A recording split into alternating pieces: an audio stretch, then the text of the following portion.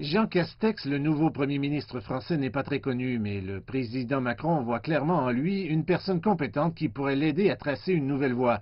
L'homme de 55 ans était connu sous le nom de Monsieur Déconfinement et jusqu'à présent, il était chargé du rythme et de la profondeur des plans d'assouplissement des mesures de confinement en France.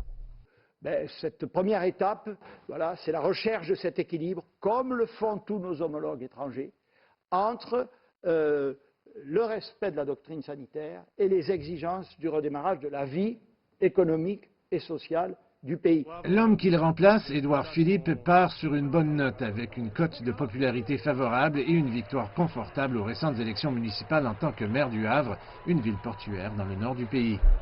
Très bien. La cote de popularité est là, par rapport au président. Il est loyal, il est logique, il est humain, voilà. Il n'était pas si mauvais que ça.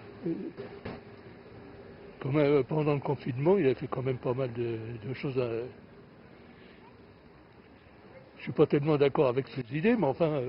Moi, je pense que c'est un ministre qui a fait son boulot. Il est vraiment très bien.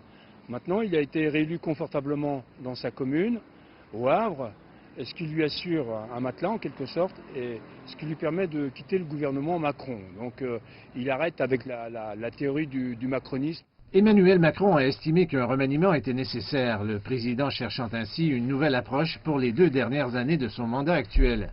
Cette décision pourrait libérer Édouard Philippe pour une éventuelle candidature à la présidence en 2022. Ce ne serait pas la première fois qu'un Premier ministre s'oppose à son propre gouvernement.